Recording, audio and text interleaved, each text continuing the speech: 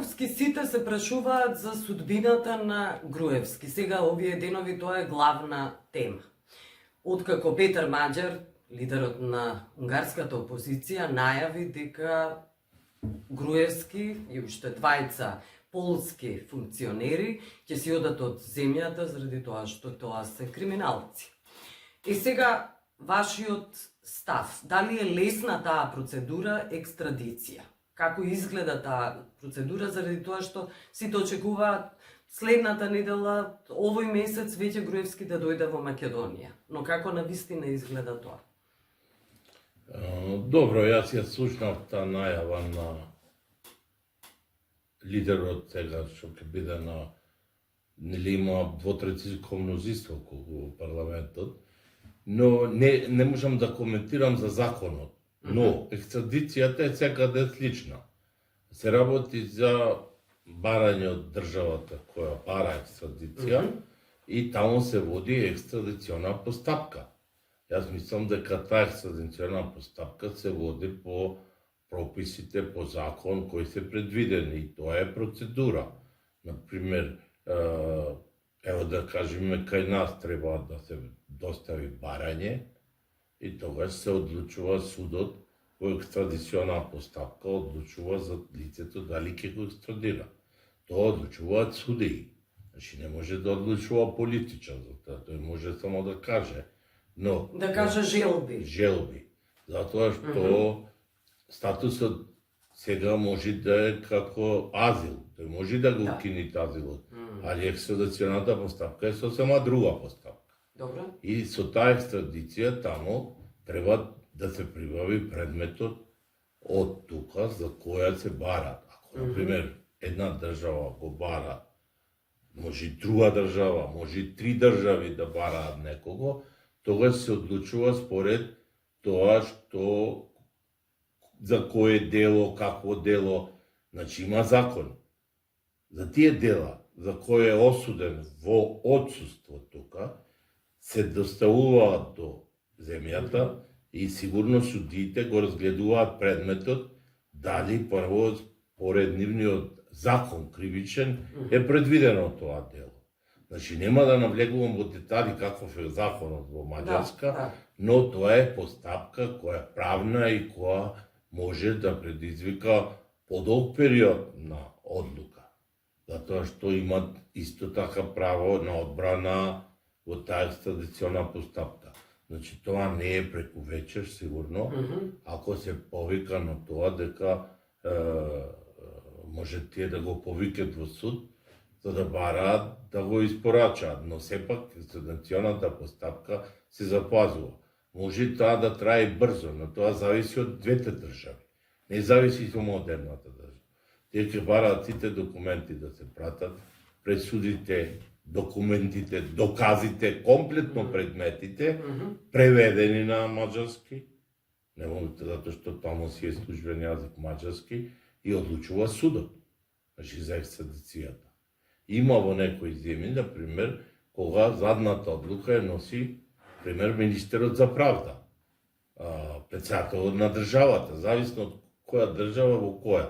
Може председателот на држава да каже, ако е според законот предвидено, дека не се испорачува за некого. И не треба да даде објаснување. Има дискреционно право. Така. Добро. Али сега, во случајов, значи, може некоја земја да се повика дека е осуден за дело за кое кај нив не е предвидено и го сметат, имаше случај Шведска што не испорача некого и други. Значи тоа е веќе одлука на судот маđarски, а мислам дека судовите функционираат и тие без разлика на изјавите ќе си ја запазат таа постапка. Прво не знам дали нашата држава побарала екстрадиција. Значи тој како лице си ги имаат сите права што му ги дозволува земјата каде се наоѓа. И сигурно ќе си ги користи. Сега знаете како може да се стравува заради тоа што Унгарија е заробена практично држава, заробена под Орбан, Добро. автократот Орбан, и многу лесно може, тој ги има сите типци, сите можни инструменти, сите институции под своје, особено судството. Велите дека судот може да одбие практично да го испорача Груевски. Видите се, јас конкретно, значи, законот не го знам. Да, Но ви кажувам, ипак Маđarска е земја на Европска Унија. Да. Сигурно ги согласила со директивите, тука да немаме дискусија законите, иначе не би била членка.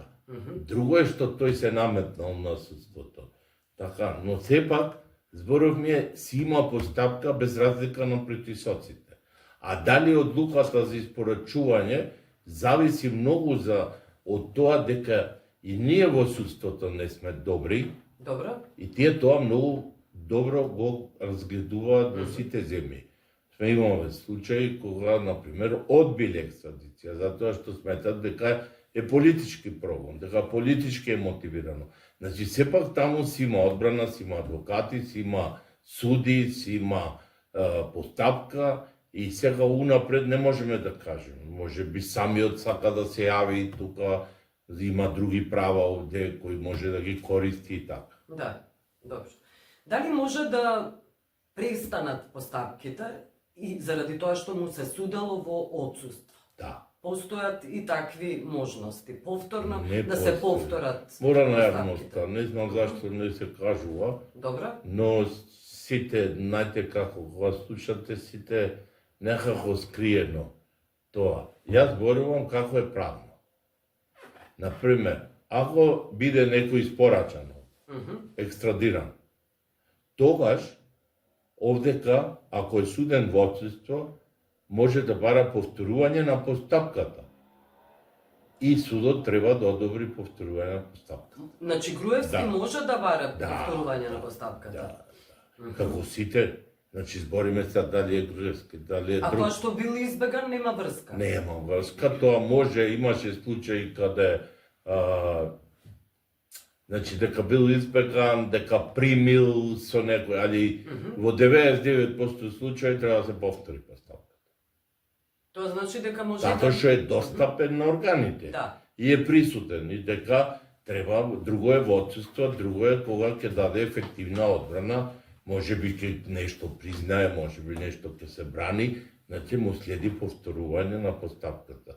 Значи ние имаме за некои кривични дела тешки, кога ќе биде испорачан во нашата држава, Да. одма се бара повторување и се дозволуваат обично тие повторувања. Имаше еден случај кога се појави за не знам кој беше, али се толкувања дали примил таму пресуда, дали не примил, му била ли доставена. Ние тие детали не ги знаеме за да кажеме точно. Да. Но нашиот закон го предвидува тоа средство. Повторување на постапката. Судене во отсуство. Ако дојде до повторување, ќе си се брани пред судот овде. И тогаш ја користи својата одбрана, доказите кои ги разгледува. Значи, тој може би не ги знае ни доказите. Тој е отсуден во отсуство. Да. Добро, тогаш зошто премиерот Мицковски кажа дека кога ќе дојде Груевски во Македонија, тој ќе оди во затвор.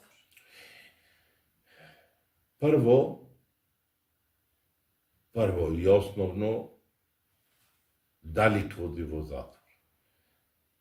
Голема е веројатноста и постои такво да се оди во затвор, директно на издржување на казната, бидејќи таа е правосилна пресуда.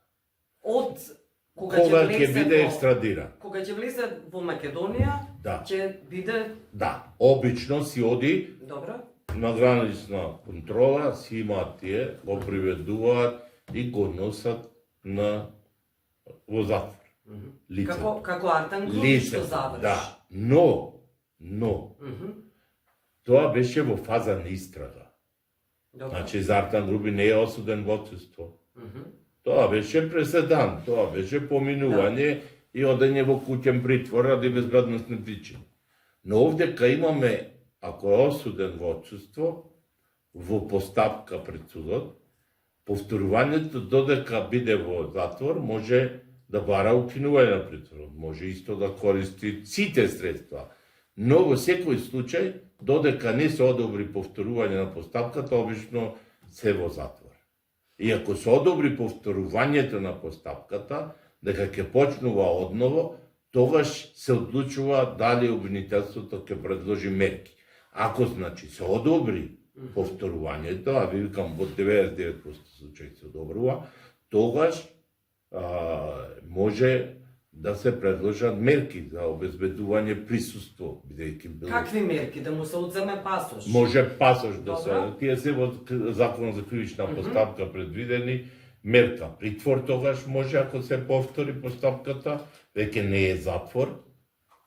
Може куќен притвор, може да предложи тога, зависи од обвинителството. Значи тие предлагаат, а судија во претходна постапка одлучува. За да бидам појасен, се екстрадира тука, оди во затвор бидејќи е осуден во отсуство. Одбраната дава предлог за повторување на постапка. Ако одлучи судот да се повтори постапката, тогаш паѓа правосилноста на пресудите. Значи тој не се третира веќе како осуден човек. Веќе му се користи правото на презумпција. Добро. Така? Да. И почнува постапката обвинителство. Обвинителство може да предложи притвор, може да предложи куќен притвор или други мерки на предпазливост, да не напуста живеалиште, да даде пасош, патна исправа. Сите тие мерки се предвидени. Кој ќе ги предложи за некое лице, тоа зависи од обвинителството. Но судијата е тој што одредува. И судијата во претходна постапка, претежно веќе толкувањата се дека, како што кажа во случајот со Груби, дека предлогот од обвинителство моравме да го прифатиме. Добро. А тој беше за куќен притвор. Така и овде, значи не знаеме и се почнува постапката. Значи тој секој ќе се појави пред суд и постапката се почнува од нула.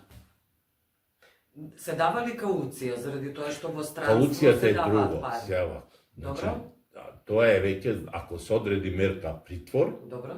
тогаш се има право одбраната да даде предлог за укинување на мерката притвор со предлог за гаранција. Но пари не се даваат во овој случај. Не. Не. Може Не да... се замрзнува имот? Тоа е друго, може. Може? Ама тоа сепак одлучува обвинителството и судијата во претходна.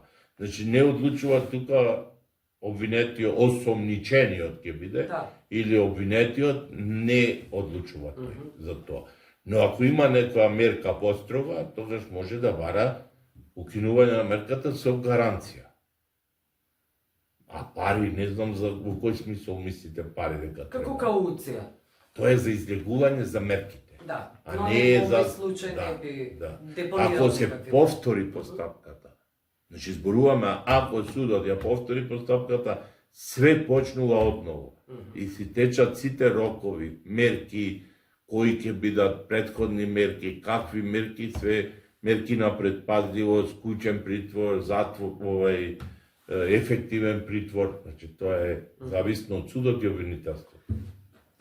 Сега знаете како, никој не се сеќава дека Груевски осиромаш. И тоа е голем проблем. И заради тоа ве прашував за пари. Дали барем би депонирал малку пари. Не видовме конфискација на имот. Истрага за потеклото на имот негово и на неговото семејство. Значи тоа во оваа држава е сериозен проблем. Да, пример, имате вие пресуда во отсуство, така? Да. Значи, тука обвинителот ја водел постапката и тој треба најдобро да знае дали има откриено нешто.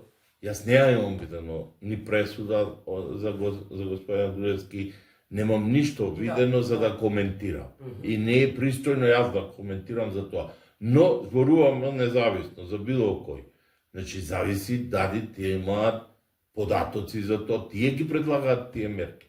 Тие може да предложат. Не може одбраната само да предложи.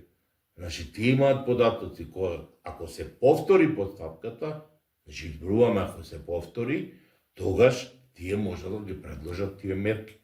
Ако имаат податоци за имот, ако имаат податоци за средства парични. И за семејствата, заради тоа што се Добро, али пријавува имот на семејствата. Сепак, тоа е веќе постапка. Да, Друго да. е кога биде присутен тука, тој што е осомничен, во случајот осуден имаме, што треба да се врати, пример.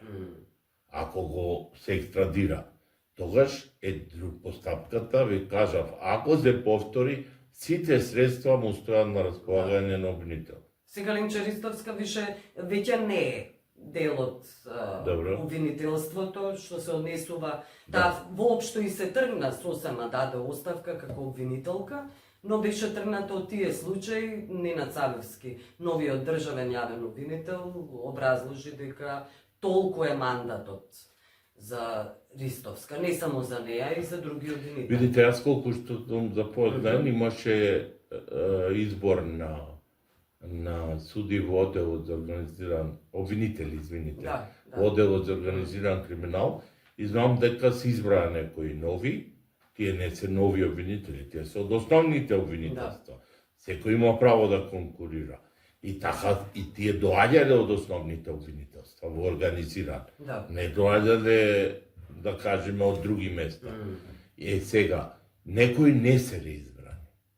И ние не знаеме, Советот на обвинители, од кои причини некои не се избрани. Значи, имаш објаснување Ивана Ристовска дека завршил мандатот. Да, за некој дека не е избрана, значи и предметите тие ги превзема друг обвинител, што е во организиран, бидејќи некој има континуитет, таму се останати кои уште имаат мандат, значи си работи со полна пареа одделот за организиран криминал. Но предметите на ВМРО ДПМН се во раце тоа е друго, значи таму сега ќе дојде во друг обвинител. И тој ќе ги работи. Тоа е тоа. Мислам, кога велам ВМРО ДПМН, еве еден од случаите се однесува и на Груевски. Да, значи таму и постојат сомнежи дека практично тој нема да заврши во затвор.